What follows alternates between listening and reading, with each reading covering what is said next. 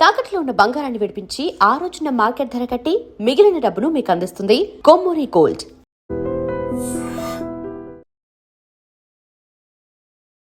నమస్కారం, welcome to I dream. ధర్మ మార్గం విత్ విజిత కార్యక్రమానికి స్వాగతం.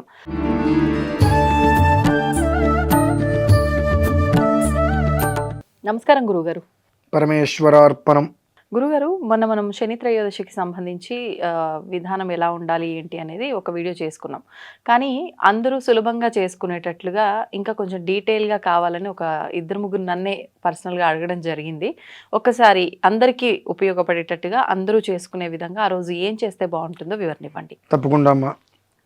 27వ తారీఖు అనురాధ నక్షత్రంతో కూడినటువంటి అద్భుతమైనటువంటి శని త్రయోదశి. చాలా విశేషమైనటువంటి పర్వదినంగా దాన్ని మనం కీర్తించవలసిందే ఖచ్చితంగా.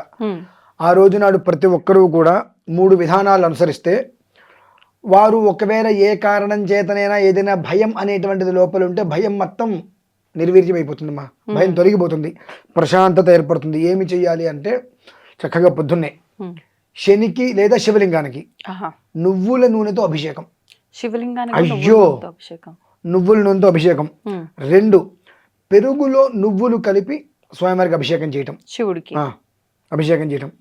ఇక్కడికి అయిపోయిన తర్వాత ఆ శనికి తైలాభిషేకం పూర్తయిపోయిన తర్వాత మనకు జాకెట్ ముక్కలు వస్తాయమ్మా. ఆ జాకెట్ ముక్కల్ని 4 ఇంచులుగా ఇంత ముక్కలుగా కట్ చేసేసుకొని ఆ మధ్యలో నల్ల నువ్వులు పోసుకొని దాని దగ్గరికి ఇలా పెట్టి మూట కట్టేసేసి 19x19 చేస్తే బెస్ట్. లేదు 19 నేను చేసుకుంటానండి అంటే ఓకే. ఆ 19 చేసుకొని ఆ 19 తోటి కూడా శనికి హోమం, తిల హోమము అంటారు దాన్ని. శమగ్నిరగ్నిభిస్కర ఛన్నస్తపత సూర్య శంబాతో వాత్వరప అపశ్రధాన మంత్రం ఉంటుంది. ఈ మంత్రముతో మేము చేస్తాం. మామూలుగా ఇక బయట వాళ్ళు ఎవరైనా ఇంటికి స్వామివారిని ఒక అర్చక పురోహితుని ఎవరైనా పిలిపించుకొని చక్కగా వాళ్ళ చేత చేయించుకోవడం అనేటువంటిది. ఒకవేళ అది కూడా కాదు, ఎవరికి వాళ్ళే చేసుకోవాలనుకున్నప్పుడు కష్టం అండి, చేసుకోకూడదు అట్లా. అంటే ఒక మంత్రం ఉంటుంది. ఓకే, మంత్రాన్ని కాదు అని మన ఇష్టానుసారం చేసుకుంటా అంటే చేసుకున్నటువంటి తృప్తి మిగులుతుంది. ఫలితం లేని పూజ ప్రయోజనం లేదు కదా. ఫలితం లేని పూజ ప్రయోజనం లేదు కనుక అటువంటిది మనం చేసిన ఉపయోగం ఉండదు. ఏదో చెంబు నిండానో సీసా నిండానో నువ్వుల్ని తీసుకెళ్ళి శివుని మీద పోసేస్తాం. ఉపయోగం ఏముంది? ఉపయోగం లేదు. దానికి ఒక ప్రణాళిక, ఒక ప్రక్రియ ఉంటుంది కనుక ఆ ప్రణాళిక ప్రక్రియ ఏదైతే ఉందో దాన్ని అనుసరించి కనుక చేసినట్లయితే పరిపూర్ణమైనటువంటి విధానం ఏర్పడుతుంది.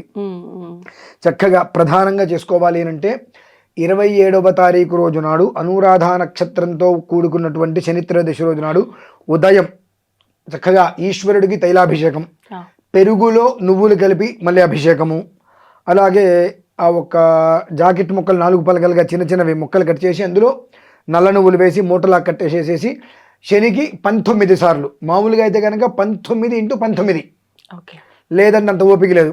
19 సార్లు చక్కగా అది స్వాహాకారంతో నేతిలో ముంచి స్వాహాకారంగా వేసేయటం. అలాగే నువ్వులతోటి విడిగా హోమం చేయటం. ఇది అత్యంత శ్రేయోదాయకం.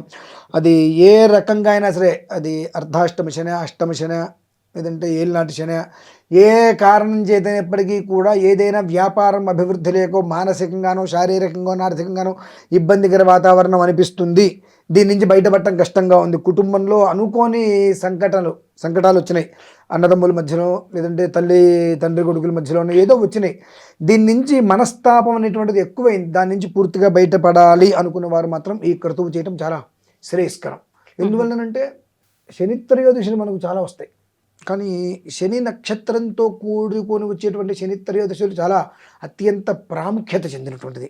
అవి చాలా తక్కువగా వస్తూ ఉంటాయి. ఆ వచ్చినప్పుడు దాన్ని మనం ఏం చేయాలి? వినియోగించుకోవాలి. అందులో అనురాధ మిత్రోదేవత అంటారు. అనురాధ అంటే చాలా విశేషమైనటువంటిది, గొప్పది, అన్నిట్లని కూడా సంస్కరింపజేసేటువంటిది, కలిపి అలా ఉండేలా చూసేటువంటిది అనురాధ. కనుక ఈ అనురాధ నక్షత్ర ప్రభావముచ్చే శని యొక్క అనుగ్రహంతో ప్రతి ఒక్క మనిషి సుఖంగా సౌఖ్యంగా ఉండాలి అనుకున్నటువంటి వారు 27వ తారీఖు రోజు నాడు శని త్రయోదశిని పూర్తిగా వినియోగించుకోవడం అనేటువంటిది అత్యంత శ్రేయోదాయకం. అది ఇప్పుడు మామూలుగా అంటే మీరు చెప్పినట్టు పురోహితులను పిలిచే చేసుకోవాలన్నారు. కానీ ఈ శివుడికి అభిషేకం చేసుకోవడం ఇదంతా అంటే ఎవరికి వారు చేసుకునేది. ఇప్పటి వరకు శివుడికి అభిషేకం అంటే ఎవరికి వాళ్ళకి చేసుకునేటువంటి దాంట్లో పుణ్యం ఉంటుంది, ఫలితం ఉండదు. అదే, ఎందుకంటే మంత్రం ఉండాలమ్మా. మంత్రం లేకుండా చేసుకునేటువంటిది ఉపయోగం ఉండదు. ఉపయోగం. ఓం నమస్తే అస్తు భగవన్ విశ్వేశ్వరాయ మహాదేవాదిత్ర్యంబకాయ త్రిపురాంతకాయ త్రికాగ్ని కాలాయ కాలాగ్ని రుద్రాయ నీలకంఠాయ మృత్యుంజయాయ సర్వేశ్వరాయ సదాశివాయ శ్రీమన్మహాదేవాయ నమః అనుకుంటూ ఈశ్వరుడి మంత్రాలు ఉంటాయి. ఆ మంత్రాలతో మనం అభిషేకం చేయడానికి ఓం నమః శివాయ అనుకుంటూ ఏదో చేసుకోవడానికి తేడా ఉంటుంది. ఏదో చేసుకునేటువంటి స్థితి కాదు ఇది. అత్యంత పర్వదినం కాబట్టి దాన్ని ఏ రకంగా చేసుకుంటే బాగుంటుందో ఆ రకంగా చేసుకోవడం అనేటువంటిది శ్రేయస్కరం.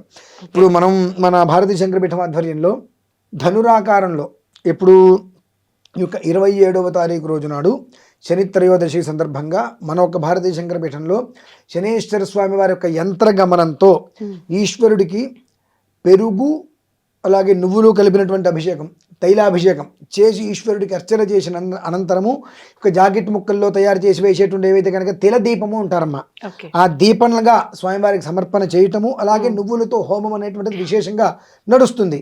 కాబట్టి ఎవరైనా ఇంటికి పిలిపించుకొని చేయించుకోవచ్చు, లేదంటే ఏదైనా గుళ్ళో చేయించుకోవచ్చు, లేదంటే మన భారతీయ శంకరపీఠంలో చక్కగా వారి ప్రత్యక్షంగా పరోక్షంగా వారి గోత్రనామాలతో మనకు ఉదయం పూట భారతీయ శంకరపీఠం ఛానల్ నుంచి ప్రారంభం చేయగానే లైవ్ ఇస్తామమ్మా. ప్రోగ్రామ్ అయ్యేంత వరకు మొత్తం లైవ్ ఇస్తారు. ఆ లైవ్ చక్కగా తిలకించవచ్చు. ఓకే, అంటే పరోక్షంగా చేసినప్పటికీ ఫలితం ఉంటుందంటారా? కొన్నిట్లకి పరోక్షంగా కూడా ఫలితం వస్తుంది. కొన్ని ఎట్లా మనం ఎక్కడో ఉన్నాం, నిజంగానే రాలేం. మన అవకాశం ఉండి ఆయన చేస్తా అన్నారు కదా, మనం చూస్తే కూడా ఫలితం వస్తుంది కదా, దాని ఏముంది అనుకుంటే రాదు. ఒకవేళ ఏదైనా కారణం చేత రాలేని పక్షం ఆ సమయంలో చేసేటువంటి దానికి ఫలితం ఖచ్చితంగా ఏర్పడుతుంది. రాగలిగిన స్థితి ఉండి రాలేదనుకోండి ఉపయోగం లేదు. అప్పుడు ఓకే, మాకు డబ్బులు కట్టవద్దు, మేము చెయ్యవద్దు, ఆ అమంగళకరమైన మాటలు మేము మొయ్యవద్దు. కాబట్టి మీకు నిజంగా రాలేని పక్షం అయితే పరోక్షంగా పాల్గొనండి. రాగలిగితే మాత్రం ప్రత్యక్షంగా వస్తే చాలా బాగుంటుంది. ఖచ్చితంగా భారతీయ శంకరపీఠం నుంచి మాత్రం యూట్యూబ్ లైవ్ ఖచ్చితంగా ఇస్తున్నాం మనం. గురుగారు, ఇప్పుడు శని అనగానే బ్లూ కానీ బ్లాక్ కానీ కలర్ అంటూ ఉంటారు. చాలా మంది సాటర్డే వస్తే కూడా ఆ రంగు వస్త్రాలు ధరిస్తే మాకు అంత ఫేవర్గా ఉంటుంది అని అలా ధరిస్తూ ఉంటారు. అలాంటిది ఏమన్నా నియమం పాటించాలి? అందరికీ ఉపయోగపడదండి. కొన్ని నక్షత్రాలు కొన్ని లగ్నాలు ఉంటాయి, దానికి యాంటీగా ఉండేటువంటి నక్షత్రంలో వేసుకుంటే అరుచికాకి ఉంటుంది. అంటే ఏ నక్షత్రం వాళ్ళు వేసుకోవచ్చు? ఇప్పుడు కృత్తిక ఉత్తరాషాఢ, ఈ కృత్తిక ఉత్తరాషాఢ నక్షత్రంలో జన్మించిన వారు ఆదివారం రోజున నీలం వేసుకోవద్దు. ఓహో, అదే శనివారం రోజున మీరు ఎరుపు వేసుకోవచ్చు, నీలం వేసుకోవచ్చు. అంటే శనికి సూర్యుడు అంటే ఇష్టం, సూర్యుడికి శని అంటే ఇష్టం ఉండదు. తత్కారణం చేత కొన్ని విధానాలలో ఆ శనివారం రోజు నాడు ఎరుపు వస్త్రాలు వేసుకుంటే మనస్సంతా క్షోభగా, ఇబ్బందిగా, చికాగ్గా, నలుపు ఎరుపు నీలం కాంబినేషన్ వేసుకుని ఒక్కొక్కసారి ఆ స్థితిగమనాన్ని అనుసరించి లగ్న యోగాన్ని అనుసరించి ఒక్కోసారి బాగుంటుంది. అది కనుక యాంటీ అయితే వారిద్దరి మధ్యలో ఆ రోజంతా ఏదో కూలిపోయినట్టుగా, నీజీనెస్గా, చికాగ్గా ఉంటూ ఉంటుంది. ఓకే ఓకే, అంటే వేసుకునే బట్టలను బట్టి కూడా మనస్తత్వం మారిపోతుంది అంటారు. మన గురించి కదమ్మా అది, ఆ గ్రహ ప్రభావం. మనం చేస్తున్నటువంటి ప్రతి దాంట్లో కూడా 100% మన ప్రమేయం అనేటువంటిది ఏమీ ఉండదు. ఎందుకంటే మనకు తెలిసి కూడా మనం మంచి చెయ్యం, మనకు తెలిసి చేసేది చెడే. కాబట్టి కొన్ని రకాలుగా కొన్ని వస్త్రాలు, ఇప్పుడు అయ్యప్ప స్వామి వస్త్రాలు వేసుకుంటారు, నల్లటి వేసుకుంటారు, భయపడతారు కొన్ని వెధవ పనులు చేయాలంటే.